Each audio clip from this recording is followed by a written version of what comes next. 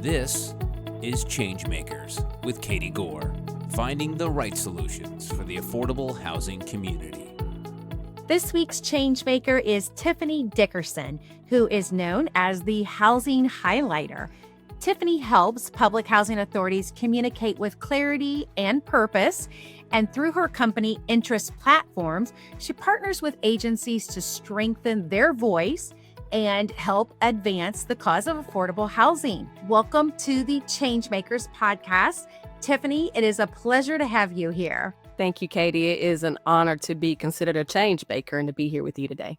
Let's just start with basically how you came into affordable housing. I read that you started in resident services, which actually seems very, very divine in many cases for what you're now doing. But let's go back a few steps and tell us how you got started in affordable housing. Well, let's see. It's a very unconventional journey that I made it to affordable housing. When I got out of college, I was not destined for affordable housing. I actually was an adult probation and parole officer for 5 years, I believe. And that was a job that I loved. And being that we're military, my husband's military, we move around a lot. So it just so happened that after I had my first child, I was a stay-at-home mom, and I ended up moving back to the area that I grew up in. So I came in contact with an individual from the Goldsboro Housing Authority, and she was talking to me about how she had a Ross grant and that someone on the staff had left and that she needed to fill the role, but there was only 1 year left on the contract. And she said, we're having trouble because, nobody wants to work for, just a year. And, without the insurity of knowing that they're going to be able to, stay on full time. And she was like, if you're interested, you might be perfect with your case management background and probation. And I said, okay. And mind you, I had been a stay-at-home mom for like 6 years at that time. So going into housing, that was my first step inside an affordable housing complex. I hadn't visited the area or anything of that nature. So within that first week of working, I was like, wow, you guys do so much. And why doesn't anybody know about this? Mm-hmm. And so it just so happened that, as I worked in resident services and as the assistant Ross grant coordinator, I got the opportunity to meet so many residents, to, really engage with them, to create flyers, to create newsletters, to host events and, stuff of that nature. And when the Ross grant was up, Mr. Goodson at the time, the CEO, he was very impressed with my work and he wanted me to stay on in a different role, even though I was moving. And so I was happy. I took the opportunity and that shifted me from really working inside resident services with residents, but allowed me to stay in the background and handle their social media, handle their newsletters, all the admin stuff. And also was able to help with, just resident engagement ideas. And so basically he just put me on the map. He started telling all the housing authorities that he knew that you needed a Tiffany in your, back pocket. And so that's what made me create a business around it. So why do you think, in your own words, why do you think it's so important that housing authorities craft their message? Because for so long, it's been deemed as the slums, the projects, where crime happens, drugs are infested. It's just low income, low poverty, and nobody is trying to do any better than what they are. And I didn't see that when I was there. And I feel like I was so amazed at the work, the impact that the housing authority was having, that I wanted to be the person that told the story. I wanted everybody to be amazed that, what housing authorities actually do, the work that they're doing outside of just, providing housing. Mm-hmm. And so many times that negative flash is what's heard. And like you mentioned, the stories heard are they're the bad ones. And so the bad story hits the headline, or what I like to say, above the fold, and the good stuff gets buried. And that's what I believe is so wonderful about what you're doing, is you're saying, there's bad, but there's good. And let's make sure there's a microphone for both, because the bad needs to be addressed. No doubt about it. All the stories when an elevator doesn't work, or, there's somebody that drives through the property and does, bad things. Those do need to be talked about. So solutions and programs and enforcement and all the things can try Yes. to address that. But on balance, we also need to know how it's working. And that's really, really what I appreciate about what you're doing.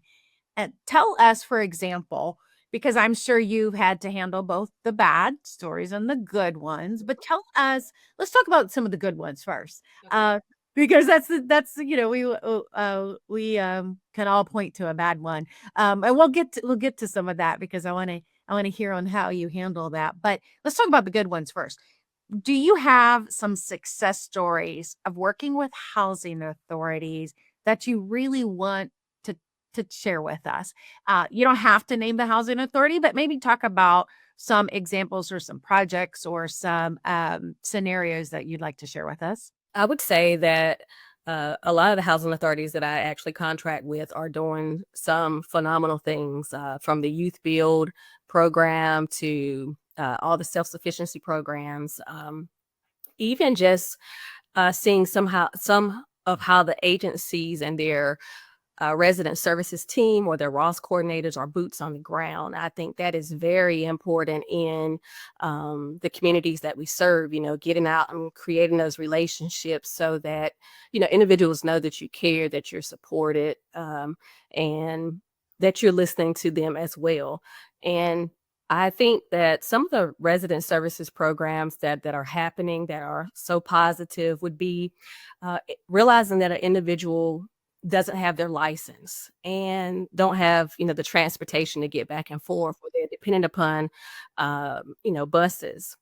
And sometimes those buses don't run at the hours that you need them to run for you to get to work. So, looking at that in a complex and figuring out a way to solve it. And so some of our housing authorities actually offer, basic driver's classes so that their residents can actually learn on site how to, pass the driver's education course, as well as, get their license so that they can, be a driver.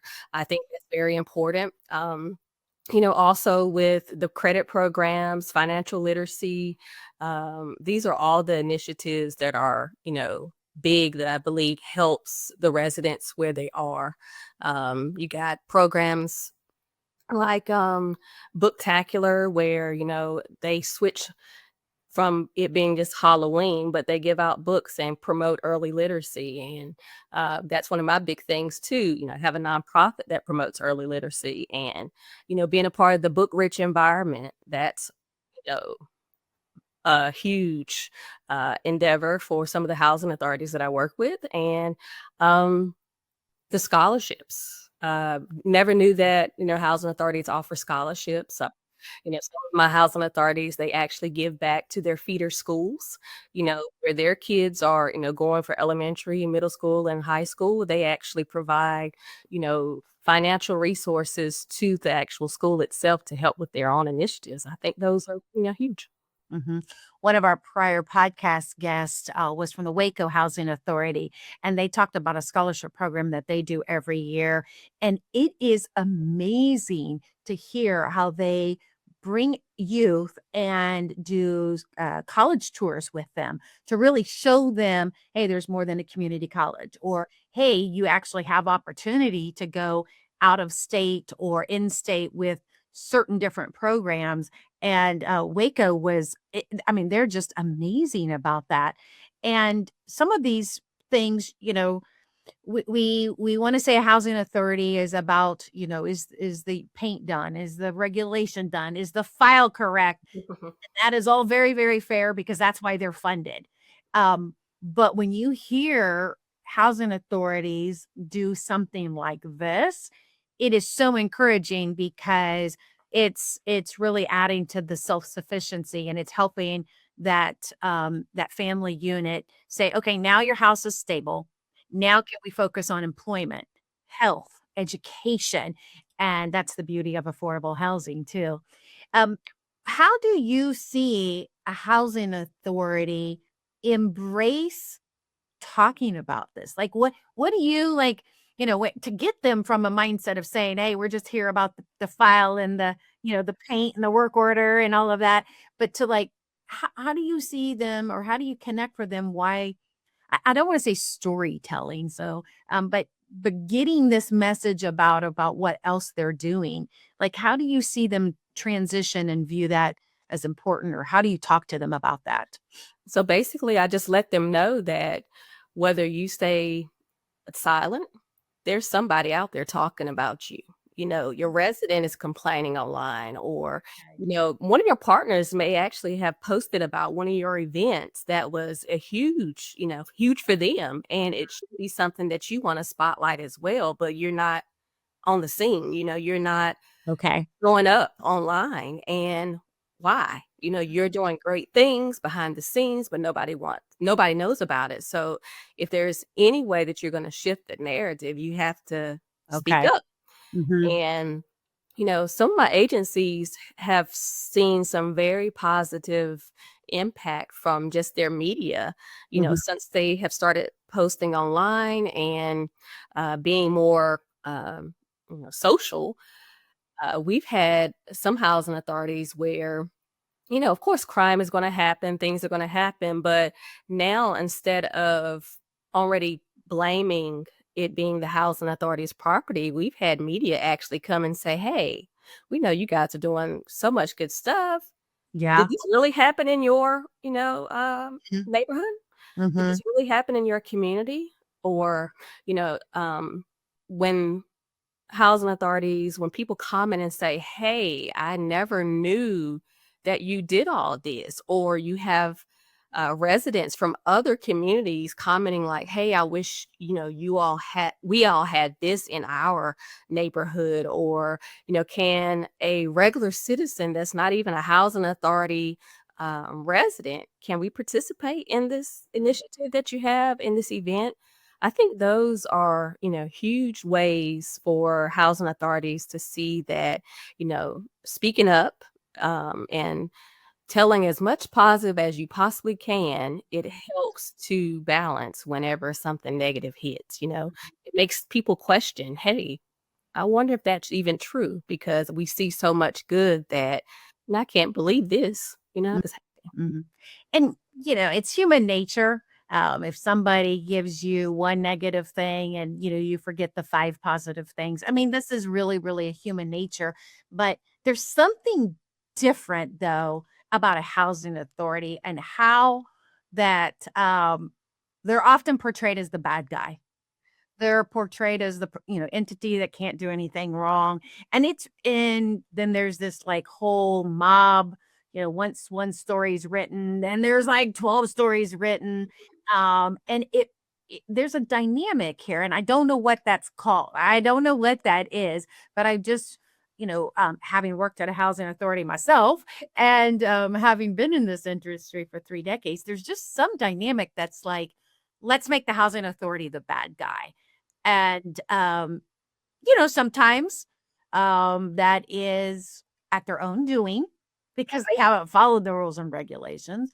But other times that's because they've also not told, hey, this is what we are doing right. Hey, look at the property. It is looking great. We have new landscaping, we have new doors, we have new roofs. And okay, yeah, somebody drove through and hit the sign. However, we're gonna fix it, and, but there's pieces that are missing, and that's what I really appreciate about what you're doing is you're trying to fill in those gaps for them. And, do housing authorities I mean, do from your perspective, once they engage with you, like, what are they saying as an organization or a leadership team? Like, what's the first things that they say after they've started to see the value? I didn't know this was possible, is usually what they say. I didn't know how to tell the story, how just to be Mhm. consistent made a difference. They thought their website was just enough. And, unfortunately, your website is a good initiative, but it's not enough, especially when it becomes the real time. I saw a lot of housing authorities actually want to get online during COVID. That's when they realized that, "Oh my, I need a way to communicate, and, my website isn't enough," especially if you don't have things on your website that allow you to reach out to your residents in that real time. But everybody's on social media. When we're in our cars and we're driving somewhere and we wanted to decide on where we're going to eat at, we're looking at Google reviews and we're going to Facebook pages, Instagram to look at the pictures of the food that we may be, interested in eating. And that's the same way, residents applicants are looking at housing authorities. When they apply to your area, they've already checked out most of, what you're showing on your social media. They're seeing the programs that they may want to be a part of. So I definitely believe that when housing authorities reach out and we start working together, they do see the impact. They do see the good. I've heard CEOs tell me that, hey, I didn't even know that was going on in my town, or I didn't even know that was going on in my agency. But, people keep coming up to me saying, hey, man, I didn't know you did all that. And, the CEO is like, yeah, we do, but they don't follow the page themselves, so it's like they have no clue either, but, they're getting the positive and the praise out in the community, and, you know, I'm the one that's doing all the talking. They just send me information and I just put it out and make it positive for them. Yeah. So it's there's an awareness piece that they're not aware of either their presence or their messaging or they're letting somebody else tell the story. I mean that's what I'm hearing you say. And then there's also this engagement piece where they have to decide whether they want to take control of that narrative and make sure more than just the bad is being said. Um, I'm sure you do this so much that you probably can take a real good dashboard and say, I see what the problems are. Mhm. Um, are there any are there, for somebody who doesn't have the awareness, a housing authority that maybe doesn't have the awareness, or how would you move them from not having the awareness to saying, okay, I think I need to do something? Like, is there a self-test that they can to step back without needing the crisis, without needing the problem here? Like, is there something that they can self-test and say, "Maybe we should consider this?" What would you tell them to do? When they realize that the residents and the community, the stakeholders, the cities, do not know what's happening at their agency, when Okay. they're ready to apply for a grant or they need buy-in from other partners and um, the city mostly is when they, realize that, hey, we haven't been telling our story because we go to these meetings and nobody knows anything about what we're doing and they're all in amazement. So that's why I push, even for the smallest agency, you don't have to get on every, platform to, make your housing authority's positive stand out. Just show up and be consistent. A policy, a plan, and a phone can take you a long way, and, that's what we're seeing. That's what I try to push that, just get out there and be consistent. Tell, your story, tell what's going on behind the scenes, just show up so that, individuals, the residents, the city, your partners know that you are here and that you are doing good things. Mhm. This is a tricky one, and I've had many developers on the podcast. I've had housing authorities, I've had nonprofits, and this is a tricky one for everybody. But I have to ask you also is, you know, what when a community wants to build new affordable housing, they're inherently everybody braces for the controversy, everybody braces for the resistance, for the struggle. Do you have ways that you can help housing authorities or developers or community partners, whoever they are? Do you have ways that you can help encourage them to navigate that resistance? Um, I'm not sure if I do or not. I would like to believe that, just stepping out in front and Mhm. letting people know, hey, let me know what your concerns are. Let the residents, the community know, hey, this is how we're tackling what your issue is. If you don't want, a mixed income unit because you're afraid that the individual that is low income is going to bring down the whole neighborhood, let us show you, some other agencies that have done this successfully. Right. And let's look at that. Even if we have to take a trip, the city council has to go on a trip to look at, your choice neighborhoods, your moving to work programs, or, a housing authority that has just built in a city. Let's take these initiatives and do it. Let's start from, answering all the questions, make it, even though there may be some bad, that's going to come along with it, at least show up and talk and state that you're aware that these are the concerns, but this is how you are handling it. Mhm. Let's show the, behind the scenes, what you're talking about, how you're answering these questions in your, you know, in your meetings. Yeah. I think that is what everybody is.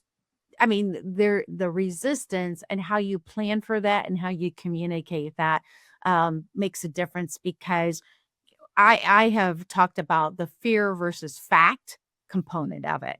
If the fear is crime, then, you can confront it with the facts, right? Or if the fear is parking, congestion, traffic, well, then you can confront it with the facts of, there's less traffic than, the grocery store that's down the street, right? So, or if it's aesthetics, like so many times it's, we don't want the property to look bad. Well, then that is a perfect moment for community partnership to say, all right, let's have it blend and be better. Let's create awnings. Let's create, whatever the pieces are, parking in the back versus parking in the front, whatever the pieces are here. And in that example, the beauty is when people can drive by and not know it's affordable housing.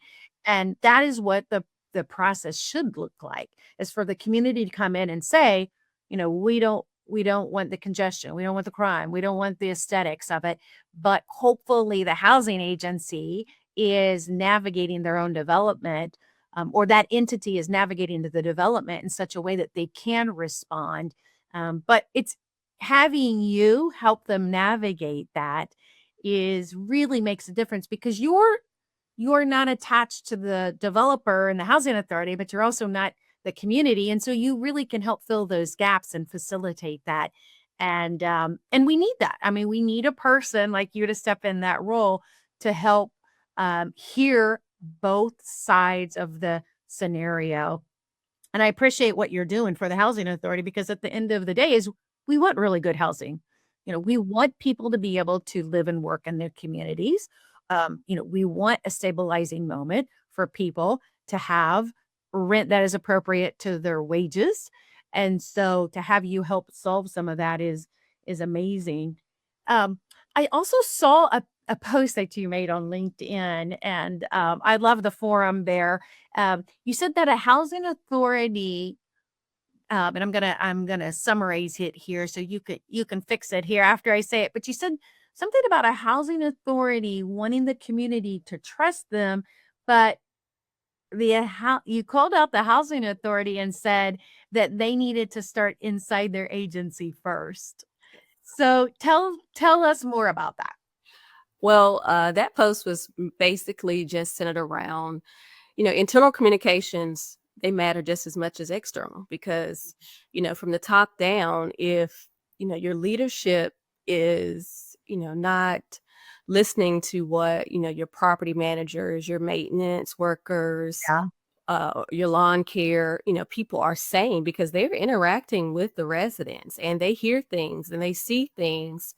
And if you're not listening to them and you don't give them an environment where they can speak up and they feel, trusted and they feel like supported in their jobs, that's going to carry over into how they treat the residents. And we do not want that. We want it to be a warm environment. We want, your residents, when they come in to ask questions, for even if you don't have the answer, to find it and want to contact that resident and let them know what the answer is.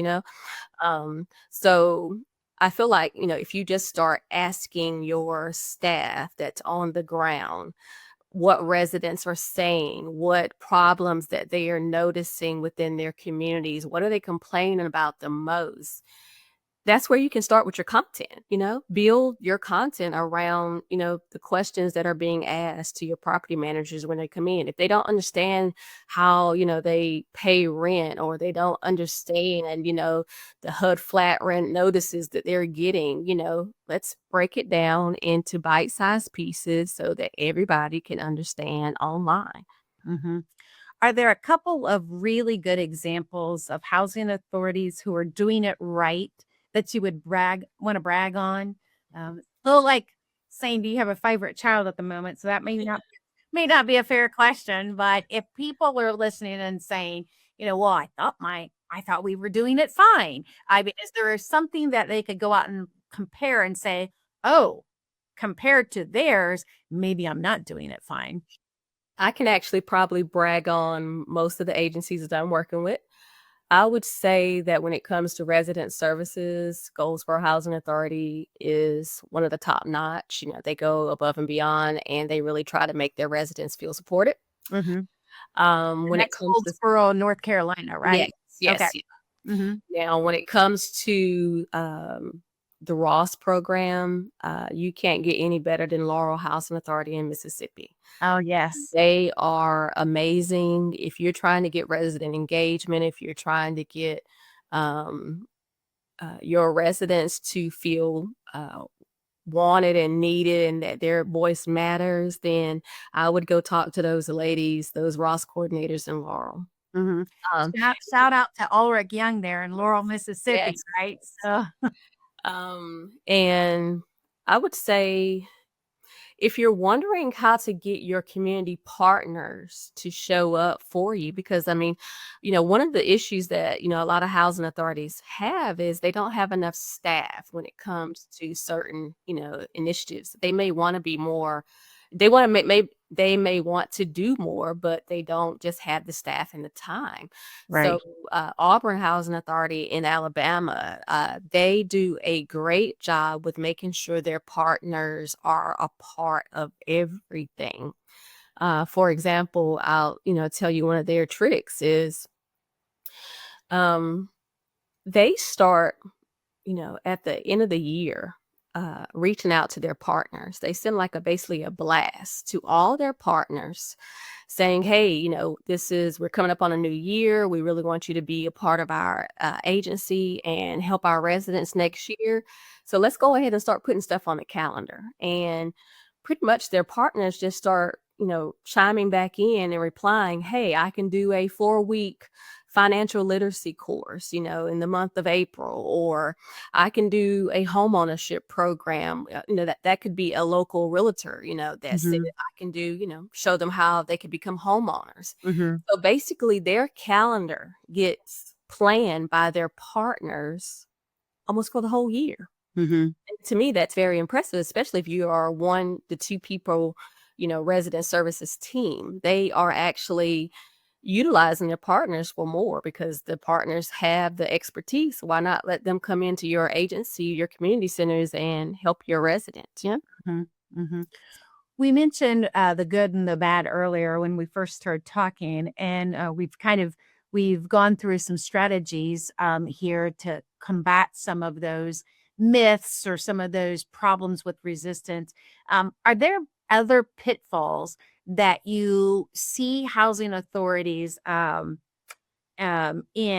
when we talk about improving their marketing or improving their stories, but are there pitfalls that you really, really wish housing authorities would try to avoid?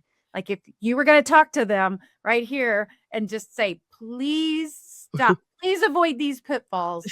What would they be?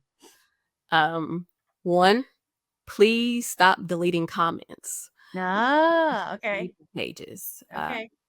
Don't turn off comments, Mm. don't hide comments, don't block comments, you're putting yourself in a legal, possibility, possibly a legal arraignment here if you do that. And social media is supposed to be social. So, even those bad comments, sometimes they can tell you about yourself, because, a resident that is often complaining that they keep calling your office and they're not getting any answers, that may mean you need to speak to one of your property managers or reach out to that number that they're calling to find out what's going on. Is one of your employees really just sending people to the voicemail and not returning calls because they don't want to be social or don't want to communicate? Sometimes your residents or the people out in the community do tell you things that you need to know. It's just a matter of whether you want to hear it or not. So turning off comments would be one thing that I would say do not do.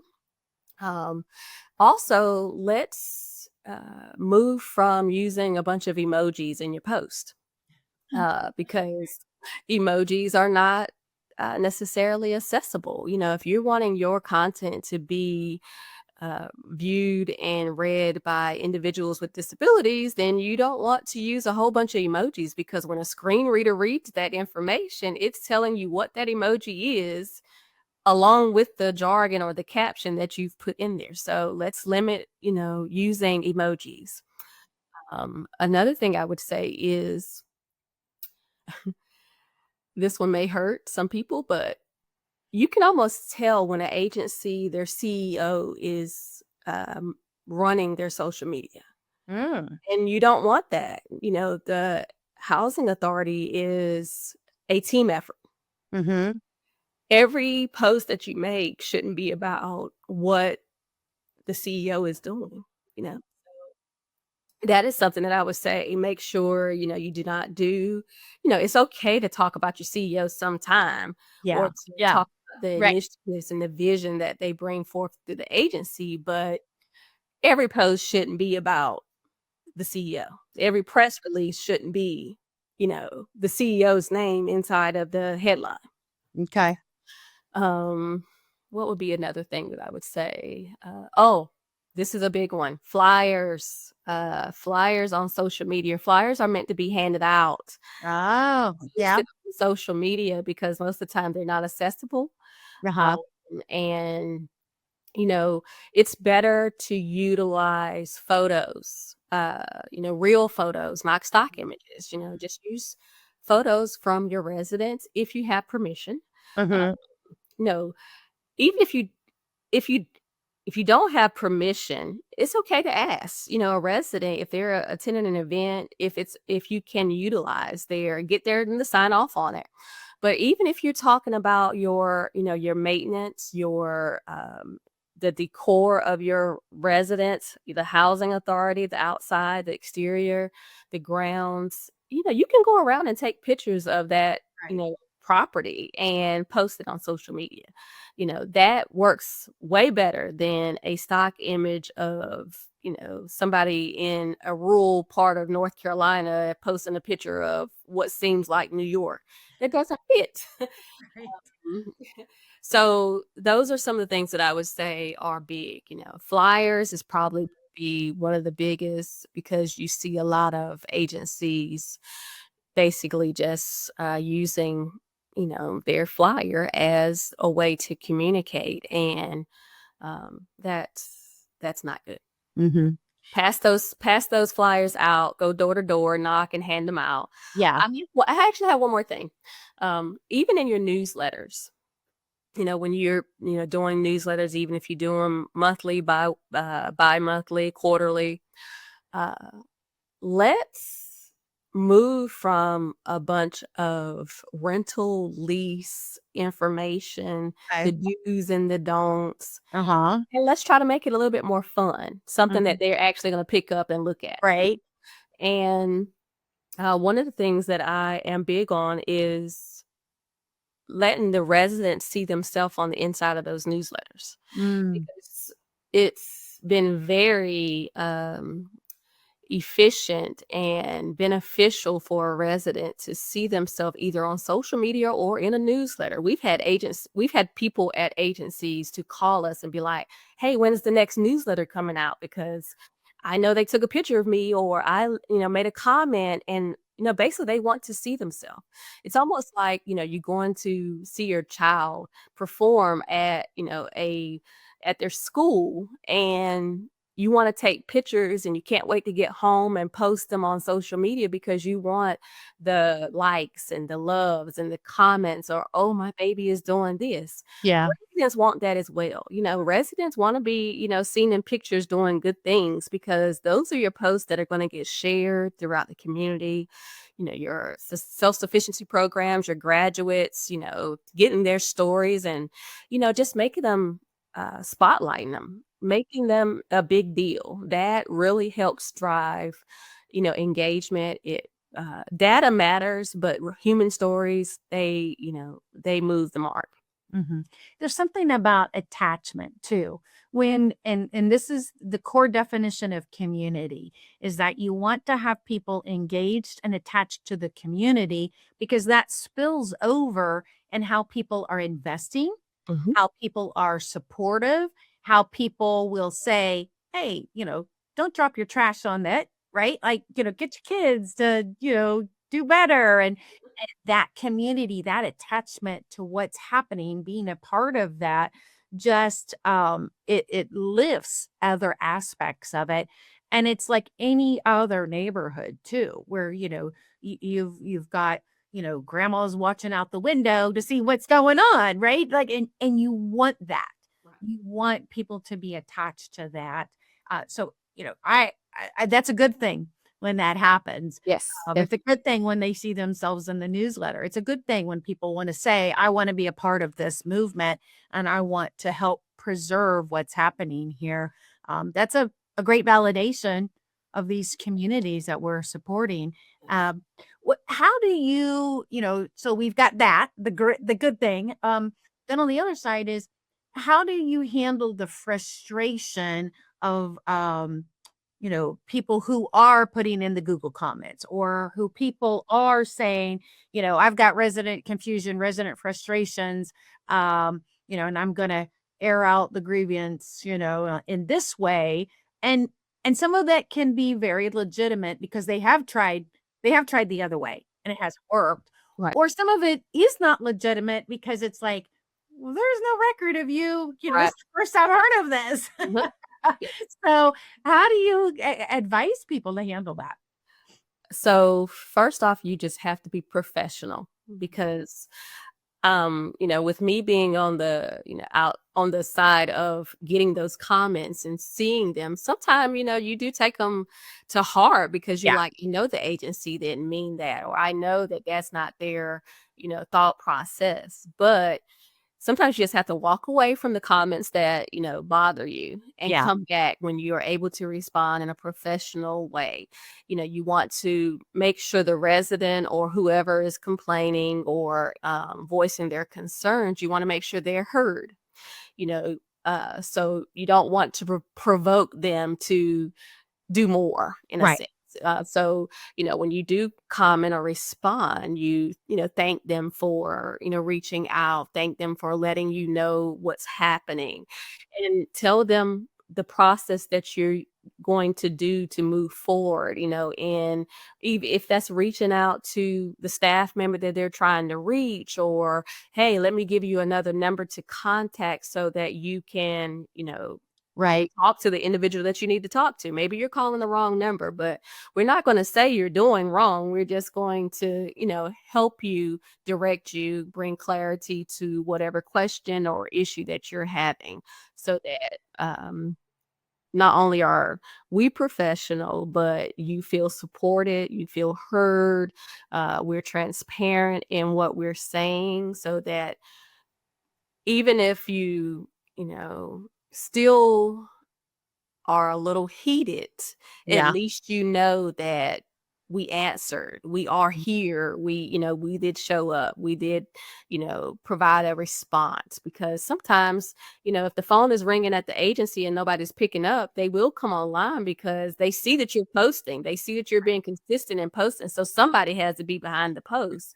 So they'll reach out. And immediately when I get a comment like that, I reach out to someone at the agency that I know is going to respond and say, "Hey, this is what I'm seeing. You know, do I need to direct them to a particular person, or how are we going to handle this?" So, yeah. And you're talking about a process, you're talking about systems, you're talking about people, and any of those can have a glitch. And so there is a good, that comment is a good check and balance of the people, the process, and the system to see, hey, look, there's a gap. Hey, look, there's a glitch. Something happened, and I mean, that's okay to QC those. I have two stories to share. One, I just ordered a birthday cake for a family member who's out of state, and I sent it. And I called the number to order the cake versus doing it online because I thought I want to call and deal with a person versus just going online. And it took over 30 minutes to order the cake because of hold times, routing times, excessive questions to order something super, super simple. And the frustration I had after that one phone call was like, boy, that was a bad move. And I think that's something so simple, like just ordering a birthday cake.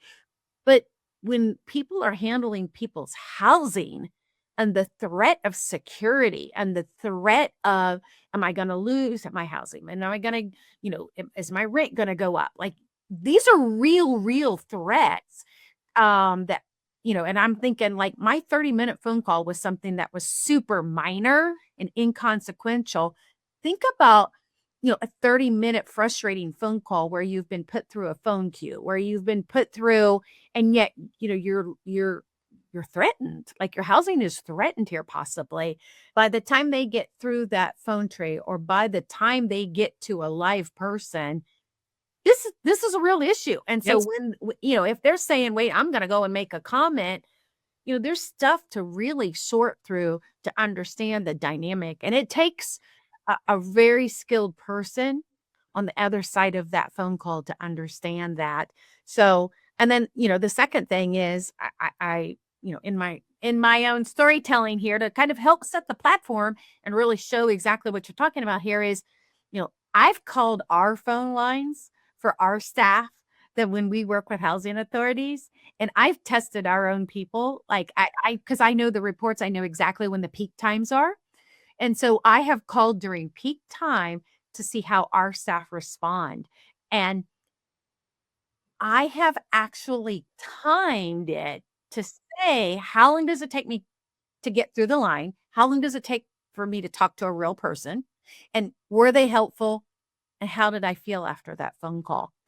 And I bring that up because I challenge people in the housing authority, if you're in leadership, even if you don't supervise the people who answer the phones, do you know how your people are picking up the phones? Right. You Totally. know Yeah, do you know as a leadership team, as a manager, have you called to see how your people sound and how that process, how the, system and how the people, you know how that's working? And that's a real call to action, for leadership of housing authorities too. Yes. Definitely with maintenance too, how that work order process, is it clear, especially on the weekends, it seems like that's when the risk happens on the weekends. Is the emergency line really, is someone answering? Is somebody going to show up at my property? And, I've had multiple agencies where a resident will post, their, water flooding in their unit because, they haven't been able to get anyone. Yeah. And, reaching those numbers need to be communicated. It needs to be an easy process for residents to get to when they need something, or they will, you know, um, there will be a ripple effect, because once one resident starts complaining online, somebody's going to chime in and say, me too. So we don't want that. Yeah. Well, Tiffany, I really appreciate you joining this conversation. I appreciate what you're doing for the housing authorities and for affordable housing. So hopefully our listeners are taking notes of the tips and of what they should be doing better in their own storytelling and their own marketing. And they're really just the affirmation of affordable housing. So, and if they can reach you through, we'll tag you in all the links, and so they know how to find you and reach you to help them along. So thank you so much, Tiffany. Again, I've been talking with Tiffany Dickerson, who is known as the housing highlighter through her company Interest Platforms. Thank you so much. Thank you for having me. Thanks for listening to ChangeMakers with Katie Goar. To find out more about Katie, go to quadel.com. That's QUADEL.com. This has been a production of Forbes Books Radio.